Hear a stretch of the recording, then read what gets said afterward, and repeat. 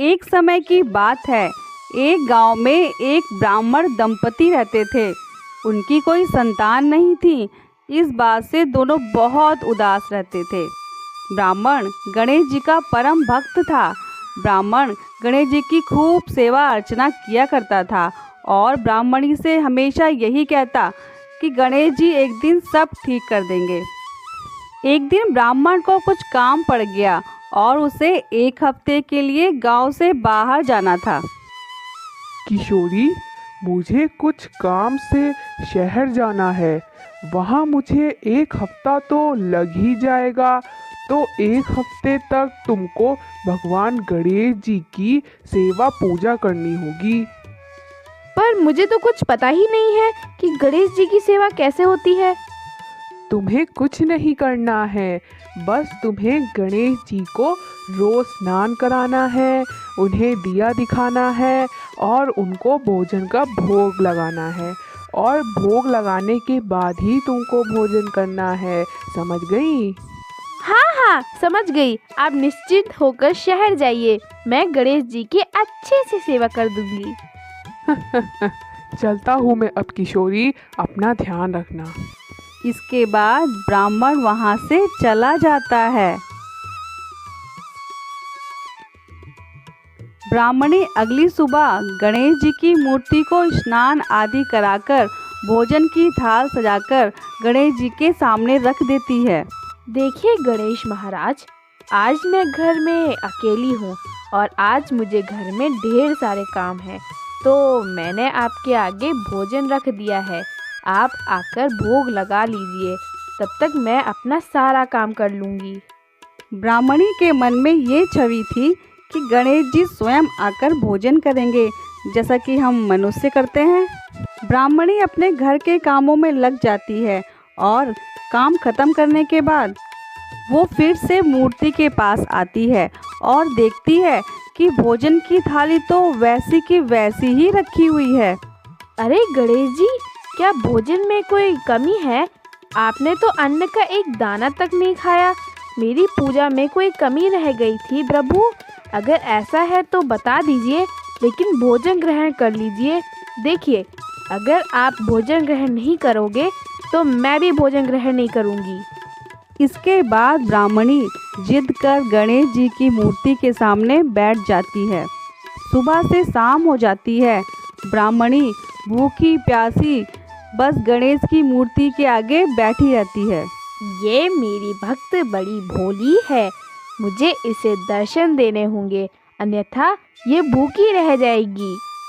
गणेश जी बाल रूप में ब्राह्मणी के आगे रखी मूर्ति में से प्रकट हो जाते हैं। ब्राह्मणी अपने आगे भगवान गणेश को देखकर बहुत खुश हो जाती है। प्रभु प्रभु, आप आ गए। मैंने कितनी प्रतीक्षा की थी आपकी। अब मैं आपको अपने हाथों से खाना खिलाऊंगी। इसके बाद ब्राह्मणी भगवान गणेश को अपने हाथों से भोग खिलाती हैं। भगवान गणेश भी बड़े प्रसन्न होकर बालक की भांति ब्राह्मणी के हाथों से खाना खाते हैं। अब ये हर रोज का हो गया था। रोज ब्राह्मणी स्नान आदि करके गणेश जी के लिए भोजन बनाया करती थीं। गणेश जी बालक के रूप में आते थे और ब्राह्मणी उन्हें अपने हाथों से भोजन खिलाती थी। देखते देखते एक हफ्ता गुजर गया। ब्राह्मण शहर से अपने घर आ गया। किशोरी, मेरे ना रहने पर तुमने गणेश जी की सेवा अच्छे से की थी ना? हाँ, बहुत अच्छे से की थी। उन्हें तो मेरे हाथों से खाना बहुत पसंद था। उन्हें तो मैं प्रतिदिन अपने हाथों से भोजन कराती थी और वो सारा भोजन खा जाते थे। ओहो किशोरी, तुम तो ऐसी बातें कर रही हो जैसे साक्षात गणेश महाराज तुम्हारे ही हाथों से खाना खाते थे। हाँ, यही बात है। गणेश महाराज मेरे हाथों से भोजन करते थे। अच्छा, अगर आपको विश्वास ना हो तो कल सुबह आप छिपकर देख लीजिएगा। अगली सुबह ब्राह्मणी हर रोज की तरह स्नान आदि करके भगवान गणेश को भोग लगा रही थी और ये सब ब्राह्मण खिड़की से छुपकर देख रहा होता है।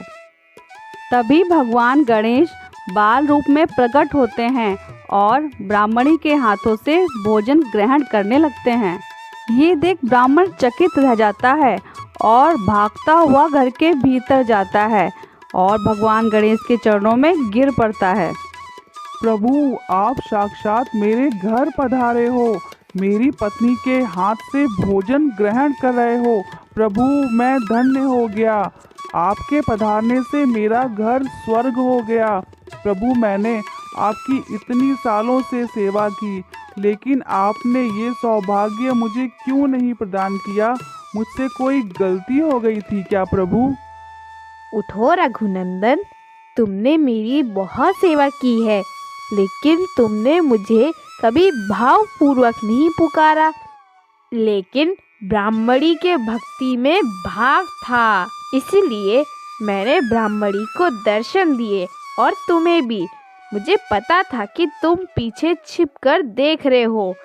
हे ब्राह्मण, मैं तुम्हें आशीर्वाद देता हूँ कि बहुत जल्द तुम्हारे घर में एक बालक का जन्म होगा और तुम्हारे जीवन में कभी धन धान की कोई कमी नहीं होगी। तुम सदा खुश रहोगे। ये मेरा आशीर्वाद तुम्हारे साथ हमेशा बना रहेगा। ये आशीर्वाद देकर भगवान गणेश अदृश्य हो जाते हैं। गणेश जी के आशीर्वाद से ब्राह्मण के घर एक बालक का जन्म होता है और उनका घर धन धान्य से संपन्न हो जाता है।